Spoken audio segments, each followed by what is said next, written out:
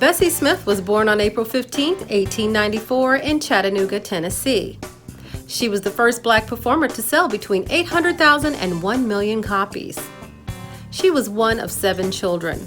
Her father, a Baptist minister, died shortly after her birth. His death was later followed by the death of her mother and her 2 brothers around 1906.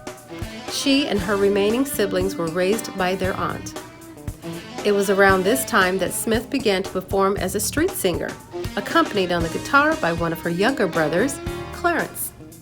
In 1912, while performing as a comedian and dancer in the Moses Stokes Minstrel Show, Clarence asked the show's manager, Lonnie and Cora Fisher, to allow his sister to audition. They agreed and eventually hired her as a dancer. Soon thereafter, she would land a position in the Rabbit Foot Minstrels, of which blues vocalist Ma Rainey was a member.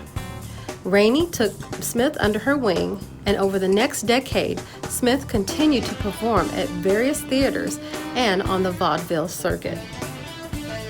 Although Ma Rainey mentored Bessie Smith, their careers had reached an equal footing by 1923, and soon the pupil would surpass the teacher.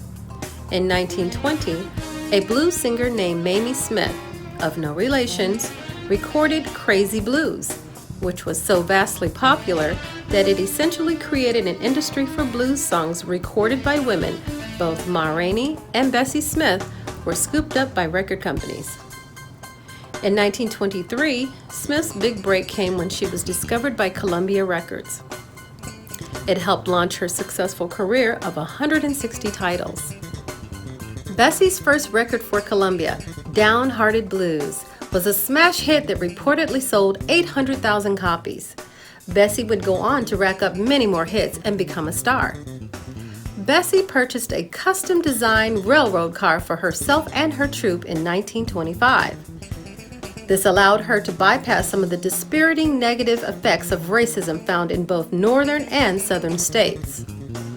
She traveled with her own tent show, or with the theater's own booking association shows, commanding a weekly salary that peaked at $2,000.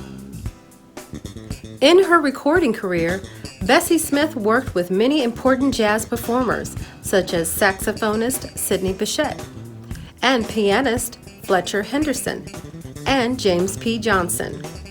With Johnson, she recorded one of her most famous songs, Backwater Blues. Smith also collaborated with the legendary jazz artist Louis Armstrong on several tunes, including Cold in Hand Blues and I Ain't Gonna Play No Second Fiddle and St. Louis Blues. By the end of the 1920s, Smith was the highest paid black performer of her day and had earned herself the title Empress of the Blues. By the end of 1920s, however, her popularity had lessened, though she continued to perform and made new recordings at the start of the swing era. Her comeback and life were cut short when she died on September 26, 1937, from injuries sustained in an automobile accident outside of Clarksdale, Mississippi. Bessie Smith is one of the greatest female recording artists of the 20th century. She's influenced such great artists as Aretha Franklin, Billie Holiday, and even Janis Joplin. And in 2015, HBO did a movie on her, loosely based on her life, entitled Betsy, in which Queen Latifah starred in.